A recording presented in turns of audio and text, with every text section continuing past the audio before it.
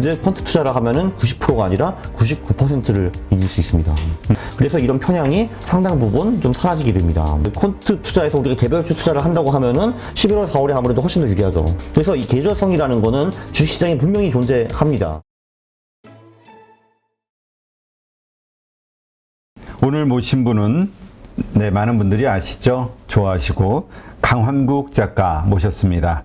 이번에 또 신간을 냈는데요. 퀀트 투자 무작정 따라하기.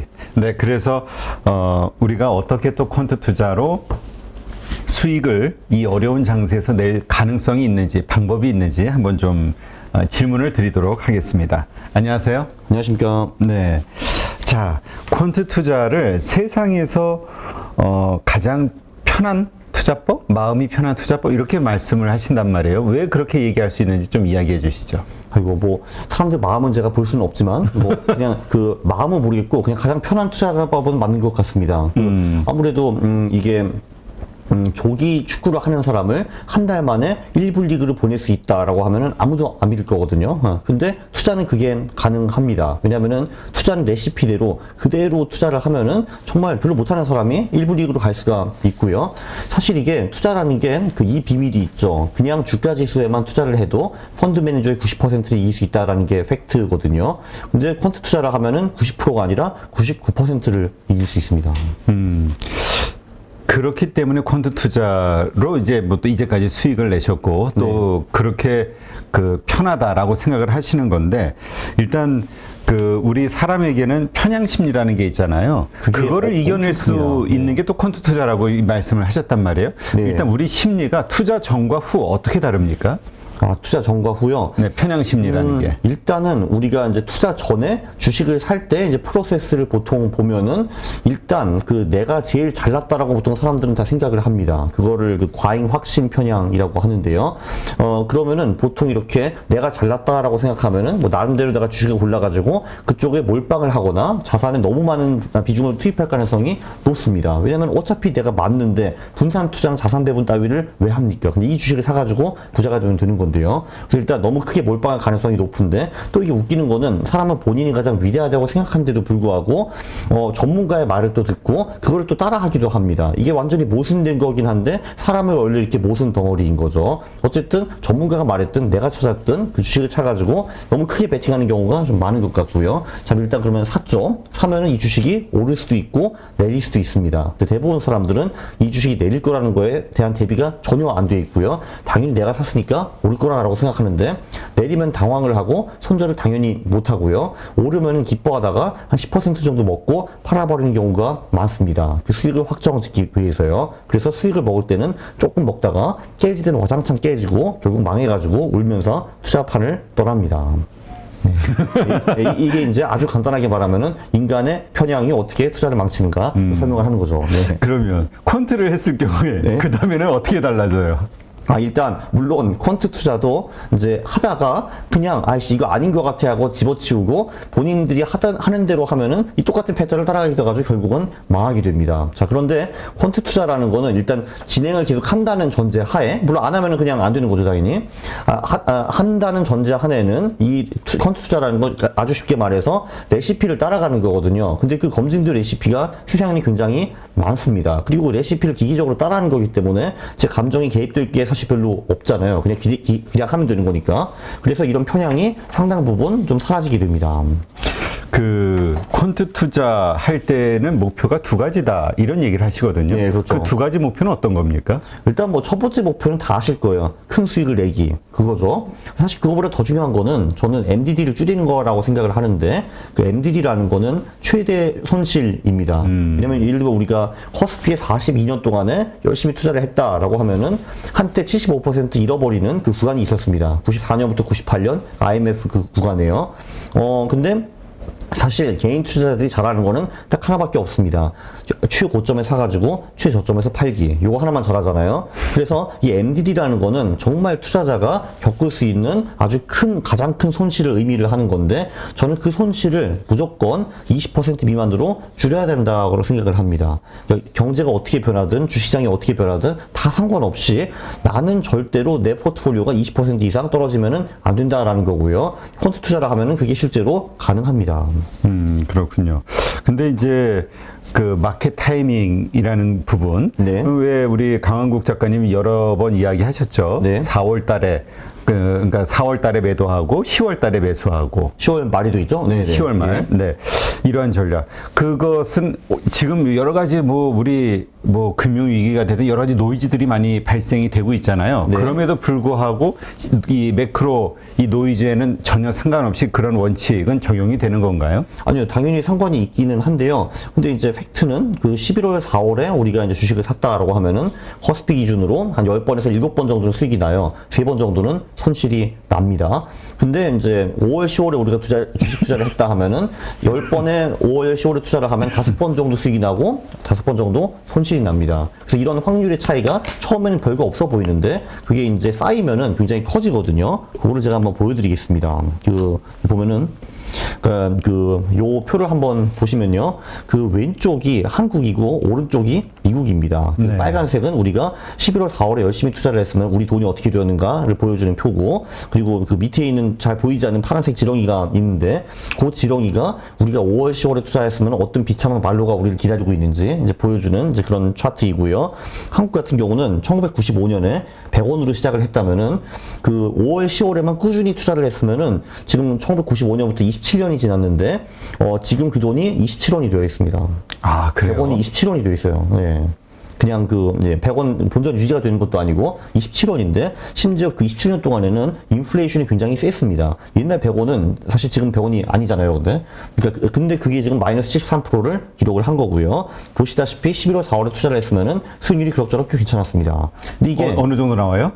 11월, 4월에서 11월, 4월 투자하면은 또 이게 재밌는 게 11월, 4월에 투자하면 배당까지 같이 받거든요, 이게. 왜냐면 12월 말에 주식을 가진 사람이 보통 배당을 갖게 되니까. 그래서 11월, 4월에 투자를 하면은 이게 한 연봉리 한 9%에서 10% 정도 나와요. 아. 그리고 5월, 10월은 마이너스고. 네. 그럼 500원이 27년이 됐으면 어떻게 돼요? 100원이 이제 27년이 되면요. 100원이. 그러면 계산을 해보면은 그 10%면은 7년에, 이게 7년에 2배가 되는 거거든요. 그러면 14년에 4배가 되는 거고, 21년에 8배, 28년에 16배가 되는 건데, 지금 우리가, 그 정도 되니까 15배 정도 되는 거네요. 15배. 네. 월급 15배요. 15배냐, 마이너스 70%냐. 선택하십시오. 네. 네. 이게 헬로윈 전략이라고 사용하시는 건가요? 그렇죠. 이게 왜 헬로윈 전략이냐 하면은 헬로윈이 10월 마지막 날인데 이제 그때 사가지고 6개월 보유한다 해가지고 그 서양에서는 헬로윈 전략으로 많이 알려져 있습니다. 보니까 딴 나라들도 제가 좀 갖고 왔어요. 요건 중국이고요.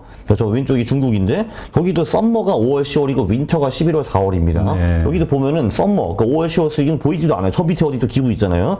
저머니, 독일도 마찬가지입니다. 아, 저 밑에 빨간 선. 네, 빨간 선이 5월, 10월이에요.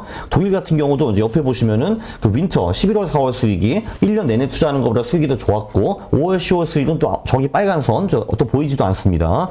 일본도 마찬가지고요. 영국도 마찬가지인데 재밌는 거는 왜 일본은 잃어버린 30년 얘기를 우리가 계속 하잖아요. 그렇죠. 한 1989년에 여기도 이제 나오지만 1989년 요때쯤 니케이가 피크를 찍고 이제 작살나기 시작하잖아요. 4만에서 내려갔다가 이제 회복하고 있는데 그 11월 4월에만 투자했으면은 일본도 잃어버린 30년이 없었습니다. 계속 올라가고 있어요. 이렇게 보면 이렇게 쭉 이렇게. 네.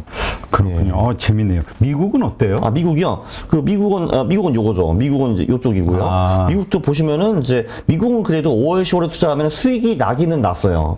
그래서 지렁이가 한국보다 그렇게 덜 비참하죠. 좀 이렇게. 여기 뒤에 보시면 조금 더 올라가는 것도 보여줘. 이렇게. 그죠? 네.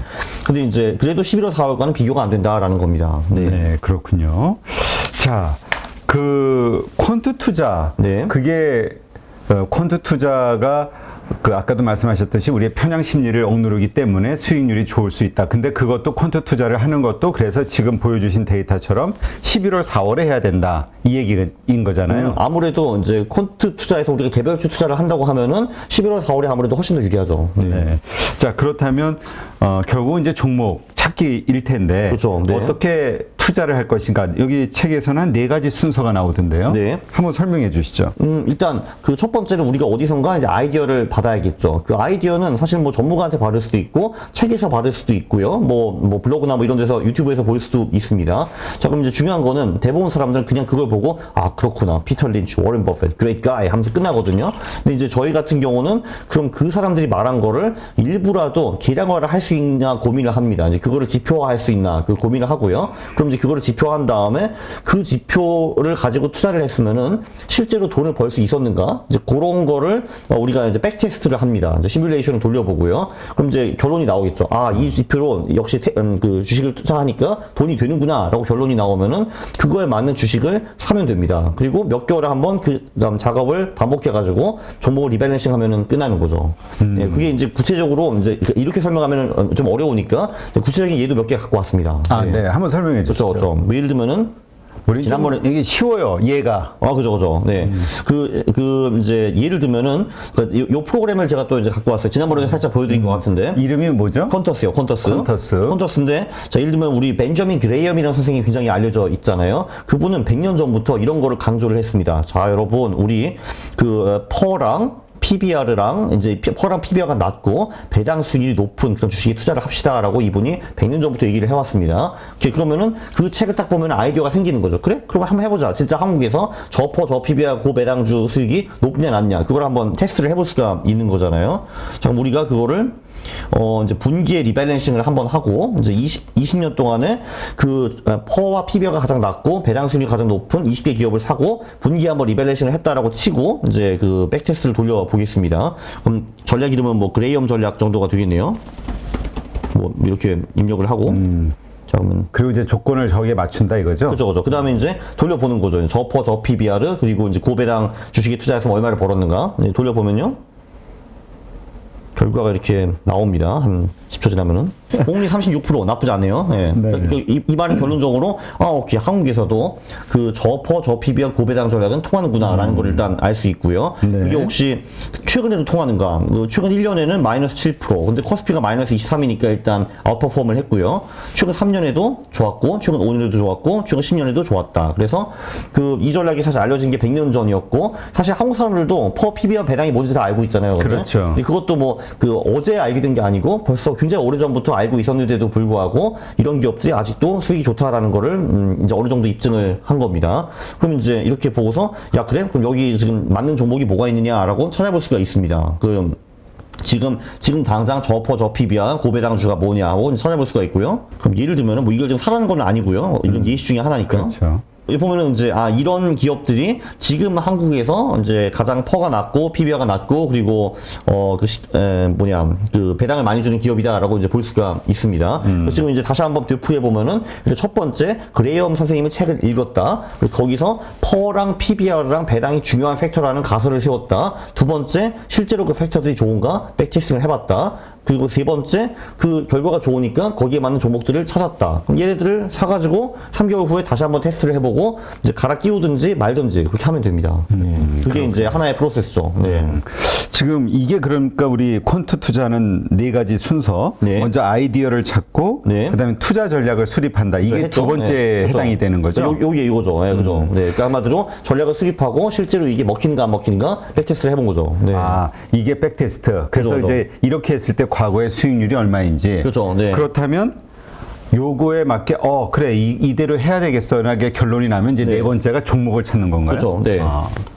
그리고 이제 그 종목을 우리가 10년, 20년 계속 가져갈 수는 없잖아요. 그렇죠. 그래서 한 3개월 지나가지고 이 똑같은 작업을 한 다음에 그 종목을 뽑아보면은 아마 종목이 좀 바뀌어 있을 겁니다. 그래서 그 종목으로 갈아 끼우면 되는 거죠. 계속 리밸런싱 우리 소위. 그렇죠. 네. 그럼 지금 이 상태에서 그냥 이대로 어떻게 해야 돼요? 지금 종목을 찾으려면? 요거요. 여기 가가지고 제가 여기 조건을 입력을 했었죠. PBR 배당 수익률. 가가지고 여기 포트폴리오 추출이라는 데 가가지고 포트 추출 클릭 누르면은 조금 전에 보여드렸던 요 엑셀 파일이 뜹니다. 그래서 요거 보면은 그래 HD, 현대, 대창스티, 신라교육 이런 거 사면 되겠네. 이렇게 결론이 나오는 거죠. 근데 네. 이 종목은 이게 나오는 거를 다 하는 게 좋아요. 그러니까 몇 종목 정도를 퀀트 한다고 할 때 가져가는 게 가장 적합해요, 개인들에게? 저는 통상적으로 20개 정도를 하는데요.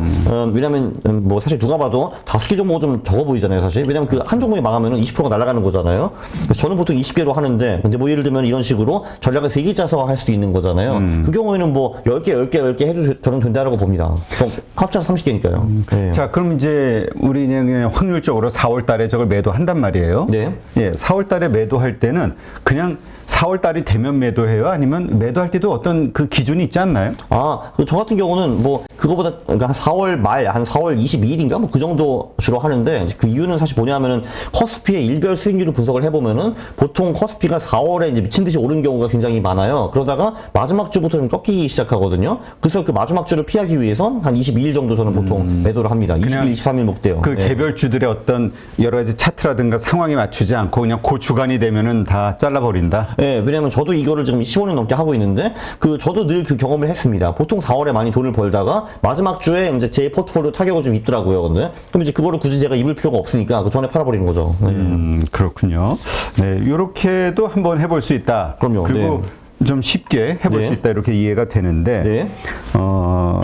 아까 이제 우리 헬로윈 전략 이야기했잖아요. 네. 마켓 타이밍, 네. 마켓 타이밍을 잡는 게 사실 우리 투자에서 의미 없다라고 생각하시는 분들도 많이 있어요. 엄청 의미 있죠, 그거. 네. 네. 그게 투자 거의 전부 다 투자죠. 네.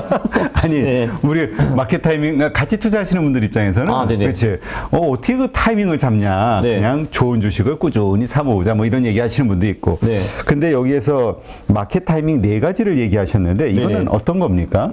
일단 예를 들면 11월 4월 전략 같은 계절성 전략들이 있습니다. 왜냐면 이게 이론적으로는 그 1월, 2월, 3월, 4월, 5월엔 수익이 거의 다 랜덤이어야 되는 주식시장이 사실. 근데 실제로는 그렇지 않다라는 게 중요한 포인트이고요. 우리 조금 전에 얘기했던 4월, 11월, 4월 네. 여기에서 사야 된다. 그렇죠. 근데 또 이제 그런 게 사실 여러 개가 있습니다. 예를 들면 연말 연초에는 보통 수익이 좋은 편이고요. 그리고 요일마다도 다 수익이 좀 달라요. 그리고 심지어 일별로도 보통 이제 그 좀 단타하시는 분들은 다 아시겠지만 이게 주식이 그 종가보다 다음날 시가가 더 높은 경우가 훨씬 많거든요.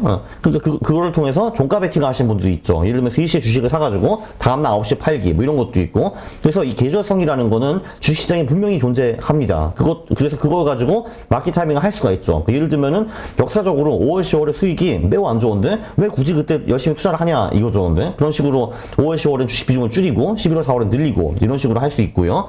두 번째는 그냥 가격을 보고 마켓 타이밍을 하는 경우도 굉장히 유력합니다. 사실. 근데 이게 금융시장에는 분명히 추세라는 게 존재를 하기 때문에 그 오르는 놈들 중에서도 가장 강하게 오르는 놈이 계속 오르는 그런 경향이 분명히 그렇죠. 있고요. 우리 보통 그렇죠. 네. 추세가 중요하다 그러죠. 그래서 그렇죠. 네. 그리고 이제 또 반대로 주식시장이 안 좋다 하면은 보통 전 세계 다 안 좋거든요. 다 사이좋게 안 좋기 때문에 그때는 주식을 아예 팔아버리고 그 안전자산, 그러니까 채권이나 현금으로 넘어가는 이제 그런 전략이 상당히 유력하고요. 이제 그거를 구체적으로 어떻게 하냐에 따라 가지고 전략들이 또 50개 이상이 나옵니다. 네. 예를 들면은 최근이 뭐냐? 최근이 그럼 한 달을 말하는 거야? 석 달을 말하는 거야? 1년을 말하는 거야? 그러면은 공격 자산은 도대체 무엇인가? 부터 안전 자산은 몇 개인가 무엇인가? 이런 게 다 전략마다 조금씩 다 틀리죠, 그게. 그래서 전략들이 많이 나오는데, 근데 에센스는 그겁니다.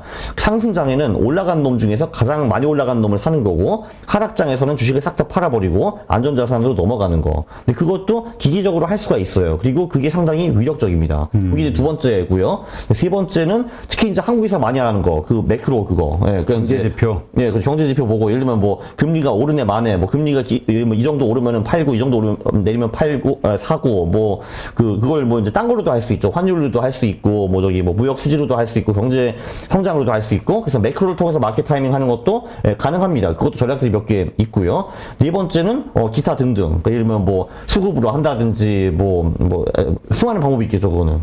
그 네 가지 방법 가운데서 그러니까 이게 결국은 전략. 그러니까 네. 우리가 어렵게 얘기하니까 전략인데 네. 아까 우리 그 콘터스 네. 네, 거기에서 내가 조건을 어떤 식으로 넣을 거냐 이 방법에 대한 거를 얘기하는 거잖아요. 그렇죠. 그죠? 네. 그러니까 뭐 어떤 것을 중심으로 해서 데이터를 뽑아낼 것이냐. 그렇죠. 네. 그런 차원에서 그냥 우리 현재 시점. 왜냐하면 지금 미국의 금리 인상, 뭐 이러저러한 뭐 긴축 이런 여러 가지 걱정들이 있잖아요. 매크로 지표 네, 안 네. 좋고 예. 이러한 상황에서 그러면 적합한 전략은 우리 강한국 저자님이 생각하시기에 어떤 거예요? 일단 그 불확실 한번 좀 뽑아주면 어때요? 뽑아주는 거요. 네. 한번 그러니까 예시를 통해서 봐야 이게 예. 좀 가장 쉽게 들어올 것 같아요. 그렇죠. 그러면은 사실 이렇게 장이 불확실할 경우에는 일단 투자를 하냐 마냐 이제 이런 게 일단 가장 중요한 것 같거든요, 이게. 그렇죠. 그러니까 이제 사실 요 이제 그레이엄 전략 같은 경우는 그냥 20년 동안 저희가 이 전략을 냅두면은 이제 굉장히 높은 수익이 납니다. 근데 이 전략도 이제 쭉 여기 이제 밑에 보면은 깨지는 구간들이 나와요. 여기 보면 이제 worst 10 drawdown. 그러니까 이제 가장 손실이 클 때 얼마나 깨지는가가 나오거든요. 보면 이게 반토막 나는 구간이 한 번 있어요. 일단 금융위기 때 55% 깨졌다고 나옵니다. 그리고 그 코로나 요때도 44% 깨졌고, 그거 말고도 이제 20% 이상 깨진 구간들이 이렇게 나오죠. 이렇게 한마디로 그 2, 3년에 한 번은 15%, 20% 이상 깨지는 게 당연한 겁니다. 요 전략도. 이거는 왜 그러냐? 이게 개별주 전략이기 때문에 이제 그런 거고요. 근데 이제 이런 식으로 하락장을 주로 이제 많이 피해가면서 이제 하락장에서도 손실을 별로 안 보고 싶다라는 거는 마켓 타이밍 전략들이 있습니다. 이제 그것도 한번 좀 뭐 몇 개 보여드릴게요. 여기 같은 경우는 이제 그 마켓 타이밍 전략들을 한 수십 개, 한 50개, 60개 정도 정리해 놓은 사이트예요. 이걸 이제 볼 수 있도록. 이제 그 중에서 가장 심플한 전략을 보여드리면은, 듀얼 모멘텀 어디 갔어? 여기 있다. 요런 전략들이 있는데, 요게 요즘은 가장 좀 적합할 수도 있다 생각되는. 네, 그쵸. 이제 저는 요 전략을 조금 또 이제 좀 변형해 쓰긴 하는데, 근데 뭐 설명하기는 좋아요, 요 전략이. 그러니까 한마디로 요 전략은 뭐냐면 보시다시피 50년 동안 꽤 스무스하게 올라가는 거를 볼 수가 있어요. 근데 네. 이제 왜 스무스하게 올라가냐 하면은 얘는 사실 미국 주식과 글로벌 주식 이제 그 두 개만 봅니다. 그래서 이제 그 두 개 중에서 최근 1년 동안에 수익이 가장 잘 나간 놈이 어디였냐 하면 걔만 들어가는 거예요. 그래서 이게 보면은 이걸 상대 모멘텀이라고 볼 수가 있죠. 그러니까 미국 주식, 글로벌 주식 두 개를 보고 상대적으로 최근 1년에 가장 잘 나간 놈에 들어가는 전략이거든요. 자, 그런데 이 둘의 최근 1년 수익이 둘 다 마이너스일 수도 있습니다. 뭐 그건 충분히 가능하죠. 지금 예를 들면 요즘 그렇잖아요. 그렇죠, 하락장에서. 그렇죠, 하락장이죠. 그러면 그거를 우리는 하락장으로 정의를 합니다. 상승장은 얘네 둘이 오를 때, 그러니까 최근 1년 동안 올랐다는 게 상승장이고, 최근 1년 수익을 봤을 때 내려갔으면 하락장이다. 그러면 얘네들을 다 팔아버리고 안전자산이 미국 채권으로 도망가는 이제 그런 전략입니다. 네. 이게 가장 심플한 전략이죠. 네. 아, 그렇군요. 네. 그럼 요거에 맞춰서 한국에서는 어떻게 할 수 있는 거죠? 요 전략은 한국에서 그대로 사용할 수 있습니다. 아, 그렇게 네. 해서 이렇게 해서 역시 조건 검색을 하면 이제 종목이 쭉 나오고. 아니요. 그러니까 딱 보면은 이제 여기 들어가는 상품이 딱 세 개밖에 없거든요. 이제 스파이가 미국 ETF이고, 이파가 이제 해외 ETF고요. 그렇죠. 이 둘 중에서 이제 잘 나간 놈에 들어가되 이 두 놈이 다 망가지면은 AGG라는 ETF에 들어간다라는 게 이제 이 전략의 핵심이에요. AGG가 채권이고. 그러니까 이건 이제 미국 주식 우리가 할 때 네. 해볼 수 있는 거군요. 그렇죠. 왜냐면 사실 이게 한국도 미국 ETF를 다 살 수 있잖아요, 사실. 그렇죠. 그래서 이렇게 하면 되는 거고, 이 전략이 지금 문제점이 뭐냐 하면은 요 AGG가 미국 채권이고 안전자산이라고 우리가 믿고 있었는데 이놈도 2022년에 너무 많이 빠졌어요. 네. 그래서 제가 이제 전략을 살짝 수정한 거는 요런 채권도 최근 수익률이 안 좋을 경우에는 아예 현금으로 넘어가도록 그런 식으로 이제 전략을 좀 바꿔봤어요. 네. 그게 아무래도 좀 낫더라고요. 이게 이제 채권이 보통 때는 안전자산이긴 한데 안전자산 구실을 못할 때가 있거든요. 그때는 얘도 팔고 그냥 현금 보유 이렇게 하니까 전략이 훨씬 나아지더라고요. 네. 네, 그렇군요. 네. 이런 식으로 우리가 지금 이 하락장에서도 네. 그 좋은 주식, 그러니까 오를 수 있는 주식을 찾을 수 있다.